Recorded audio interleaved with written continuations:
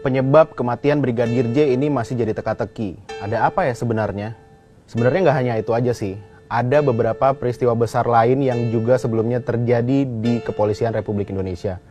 Sebut saja kasus Cicak versus Buaya yang melibatkan Polri dengan beberapa lembaga penegak hukum lain. Bahkan kasusnya ini terbit sampai 3 jilid. Yuk kita kupas kegaduhan apa aja yang terjadi di tubuh institusi Kepolisian Republik Indonesia di Lensa Berita kali ini.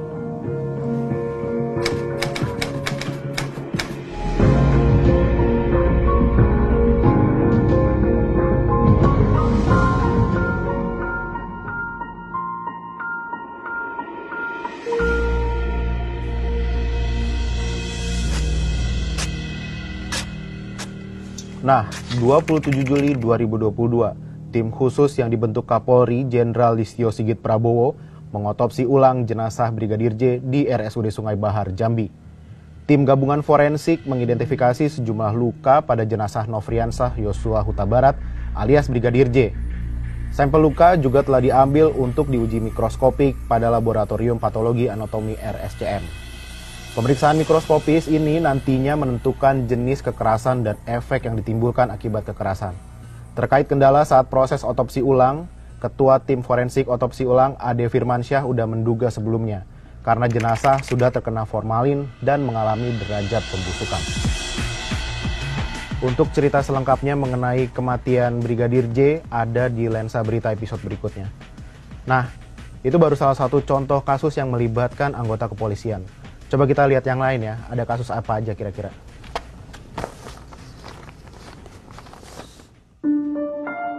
Bicara soal kasus-kasus yang melibatkan anggota kepolisian ini bisa dilihat dari beberapa aspek penyebabnya. Apakah itu terkait skandal, kepentingan politik, sampai urusan bisnis. Coba kita lihat ada beberapa kasus yang melibatkan anggota kepolisian terkait skandal. Kita bawa memori kita ke beberapa tahun yang lalu.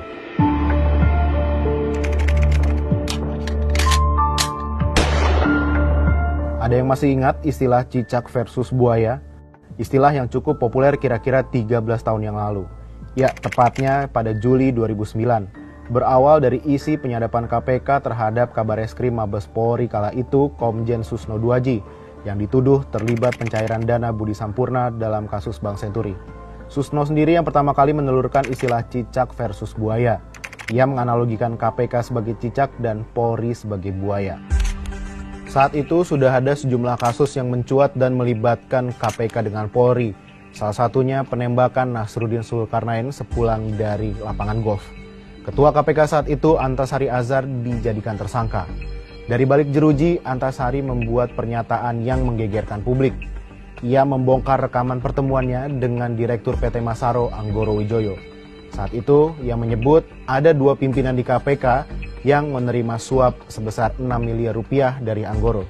Nah, Anggoro sendiri adalah tersangka dalam kasus suap yang melibatkan Departemen Kehutanan. Puncak perseteruan KPK dengan Polri ini terjadi ketika Bareskrim Polri menahan 2 wakil ketua KPK, Bibit Samatrianto dan Chandra Hamzah. 2 pekan setelah Bibit dan Chandra ditahan, Presiden SBY memberikan pernyataan dan menyoroti permasalahan di ketiga lembaga penegak hukum kala itu, Polri, KPK, dan Kejaksaan Agung. SBY membentuk tim bernama Tim 8 di bawah pimpinan Adnan Buyung Nasution. Tim ini mendesak Polri untuk menonaktifkan Susno Duaji. 5 November 2009, Susno mundur dari jabatannya sebagai Kabareskrim Mabes Polri. Namun Kapolri saat itu, Bambang Hendarso Danuri, tidak menanggapi pengunduran diri Susno.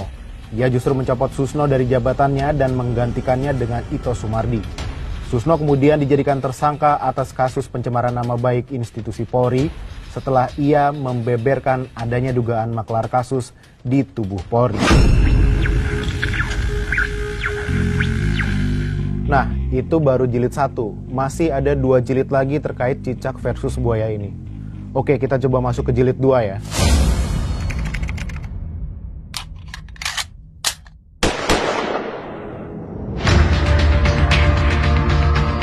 Di 2011, kasus ini berawal dari adanya dugaan korupsi simulator SIM senilai 196 miliar rupiah yang melibatkan bekas Kakor Lantas Polri Irjen Joko Susilo.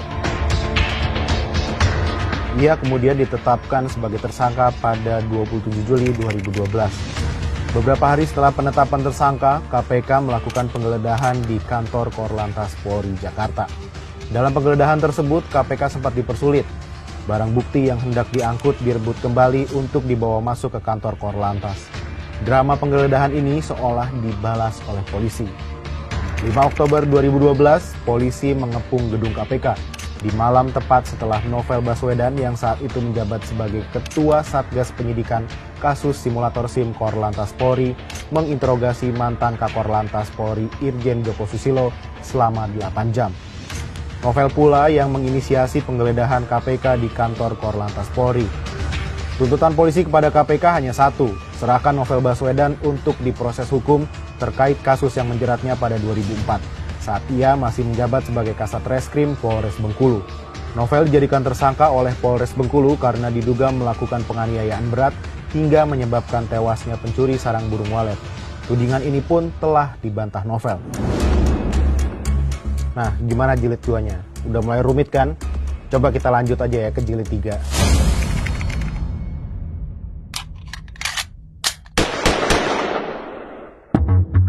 Jilid 3 ini muncul di era kepemimpinan Presiden Jokowi pada Januari 2015. Kala itu, 3 hari setelah Jokowi menetapkan Komjen Budi Gunawan atau BG sebagai calon Kapolri, KPK juga secara resmi menetapkan BG sebagai tersangka kasus korupsi. Menurut Abraham Samad, Ketua KPK saat itu, kasus BG ini udah menjalani penyidikan setengah tahun lebih. Penetapan sebagai tersangka dilakukan berdasarkan 2 alat bukti. 11 hari setelah penetapan tersangka BG oleh KPK, polisi menangkap Wakil Ketua KPK Bambang Wijayanto atau BW. Penangkapan tersebut didasarkan pada pengakuan Sugianto Sabran, bekas anggota legislatif dari fraksi PDIP. Tudingannya adalah sebagai dalang kesaksian palsu dalam sengketa Pilkada Kota Waringin, Kalimantan Tengah di tahun 2010. Nah, sehari setelah penangkapan BW, giliran Wakil Ketua KPK Adnan Pandu Praja diadukan ke Bareskrim Polri atas dugaan pemalsuan surat notaris untuk menguasai saham PT Desi Timber. Habis itu, 2 hari kemudian Wakil Ketua KPK Zulkarnain menyusul. Ia diadukan ke kepolisian dengan tuduhan dugaan korupsi dana hibah Program Penanganan Sosial Ekonomi Masyarakat Jawa Timur di tahun 2008. Wah. Makin rumit ini urusannya. Nah, nggak berhenti sampai di cicak versus buaya. Masih cukup banyak kasus yang melibatkan anggota kepolisian, khususnya yang berbau skandal. Ini nih salah satunya. Masih ingat dong kasus Joko Chandra di tahun 2020 lalu?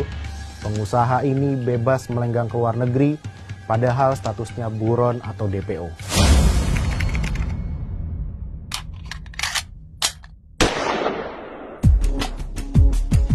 Nah, kasus hilangnya Red Notice Joko Chandra ini menyeret Kepala Divisi Hubungan Internasional Polri, Irjen Napoleon Bonaparte, Karo Korwas PPNS Bareskrim Polri, Brigjen Prastio Utomo, dan Sekretaris NCB Interpol Indonesia, Brigjen Nugroho Slamet Wibowo. Dalam kasus ini, Napoleon Bonaparte divonis 4 tahun penjara. Ia terbukti secara sah menerima uang sebesar $370.000 Amerika Serikat dan $200.000 Singapura sebagai upaya untuk menghapus nama Joko Chandra dari daftar pencarian orang yang dicatatkan di Ditjen Imigrasi. Sedangkan Brigjen Prastio Utomo divonis 3,5 tahun penjara. Kemudian MA memangkas masa tahanannya jadi 2,5 tahun penjara.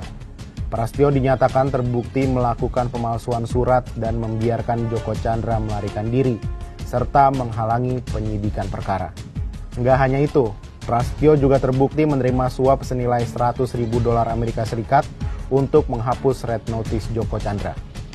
Nah, sementara itu Brigjen Nugroho Slamet Wibowo dimutasi dari jabatan Sekretaris NCB Interpol Indonesia menjadi analis kebijakan utama bidang kajian pengembangan Lemdiklat Polri. Ia terbukti menyurati Ditjen Imigrasi mengenai telah kadaluarsanya Red Notice Joko Chandra dari basis data Interpol. Inilah yang kemudian pihak imigrasi menghapus nama Joko Chandra dari sistem perlintasan.